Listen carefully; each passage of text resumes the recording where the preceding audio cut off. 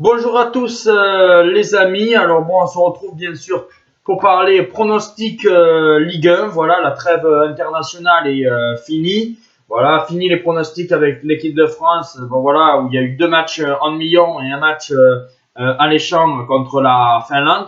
Là, on est reparti pour les fameux pronostics de Ligue 1, la cinquième journée. Où je rappelle pour le moment la meilleure journée que j'ai eue, c'était la quatrième journée où j'avais eu 40% de bons pronostics, 4 bons pronostics sur 10.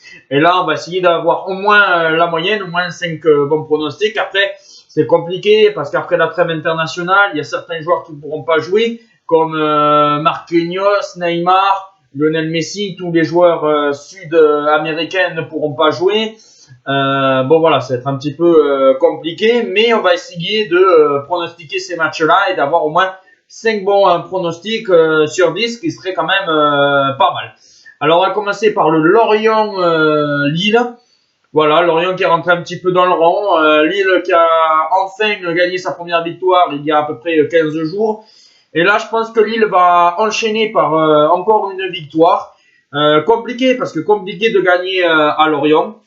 Mais je vois une victoire 2-1 de Lille dans la difficulté, mettons un but dans les dernières minutes de jeu, parce que Lorient est une bonne équipe à domicile. Ça va être compliqué, mais bon voilà, je pense que Lille devrait faire le taf et s'imposer 2 buts à 1 à Lorient. Puis après, nous avons un PSG contre Clermont. Et là, je pense que Clermont, ça sera sa première défaite, même si le PSG sera privé de Neymar. Mbappé, on ne sait pas sûr parce qu'il a toujours sa petite gêne au mollet. Mais franchement, le Paris Saint-Germain, s'il ne s'impose pas face à Clermont, ça ne va plus rien comprendre. Alors, je pense quand même que le PSG devrait s'imposer 2-1 dans la douleur, parce qu'en ce moment, il s'encaisse des buts. Et là, comme il n'y aura pas Marquinhos, il n'y aura pas vraiment sa défense type avec Kimpembe qui n'est pas sûr de jouer, je pense que Clermont aura les capacités de marquer un but. Et je verrai bien 2-1 pour le Paris Saint-Germain. Puis après, nous avons le samedi soir, Monaco OM. Et voilà, bien sûr, l'OM qui n'aura pas Jefferson, qui n'aura pas peut-être Luan Pérez. Voilà, ça va être un peu compliqué. Alvaro qui sera suspendu. Payet, est-ce qu'il sera suspendu pour ce match-là? Je ne sais pas encore. Je pense que ça va être un match compliqué. Je vois pas mal de buts. Je pense que je verrai un bon match nul entre ces deux équipes-là, qui serait un très bon résultat pour Marseille, qui serait toujours invaincu. Et mettons un match nul avec des buts, mettons un 2-2 me semblerait logique. Après, nous avons le dimanche le multiplex, le match de 13h, le match à 17h et le match à 21h. Montpellier Saint-Etienne. Alors là, Montpellier Saint-Etienne. Montpellier qui est décimé parce qu'ils n'ont plus leur attaque, avec Delors qui est parti à Nice, Laborde qui est parti à Rennes. Ça va être compliqué d'avoir l'association Germain-Mavidi. Je pense que ça va prendre un peu de temps. Saint-Etienne, c'est pas fameux non plus. Alors je partirai sur un match nul. Un partout me semble tout à fait logique entre Montpellier et Saint-Etienne. Nous avons après un Brest-Angers. Et là, je vois encore Angers continuer sur cette bonne dynamique et s'imposer à Brest sur la plus petite marge. Un 1-0 me semble tout à fait logique. Puis après, nous avons un Bordeaux-Lens. Bordeaux qui est 19e et qui doit impérativement gagner des points face à Lens qui est toujours invaincu mais abonné au match nul. Alors bon voilà, je pense que Bordeaux doit stopper l'hémorragie. Voilà, ils doivent impérativement gagner. Je pense que ça va être compliqué de gagner face à une bonne équipe de Lens qui est abonnée au match nul.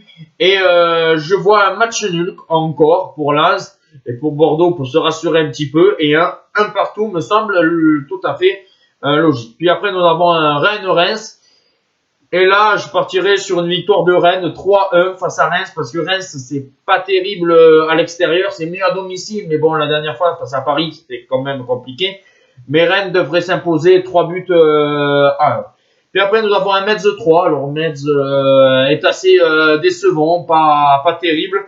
3, voilà. Ça a du mal. Je pense qu'ils vont essayer, ils essayent. Mais bon, je sens le match pourri. C'est ce match-là que je le sens pas du tout. Alors, je verrai un 0-0.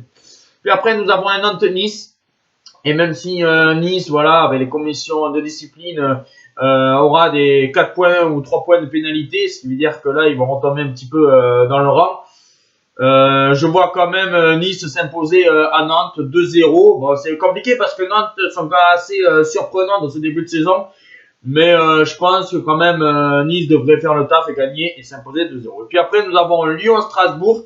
Lyon qui a gagné difficilement la semaine, il y a 15 jours à Nantes. Là, va jouer à domicile face à Strasbourg, qui a aussi s'imposé. La défense de Lyon est toujours catastrophique. Est-ce que Boateng va arriver? On ne sait pas. Peut-être que Boateng va être en prison. Bon voilà, suite parce qu'il avait frappé sa femme. Mais bon voilà, ça nous regarde pas. Mais je vois quand même une victoire de Lyon dans un match fou et un match 3-2 pour l'Olympique lyonnais parce que je pense que la défense de Lyon est encore en très grand danger. Voilà les amis, mes pronostics Ligue 1. On va se retrouver dimanche ou lundi pour les pronostics de la Ligue des Champions, la Ligue Europa, voilà, avec les clubs français qu'on doit soutenir et qu'il faut soutenir tout simplement.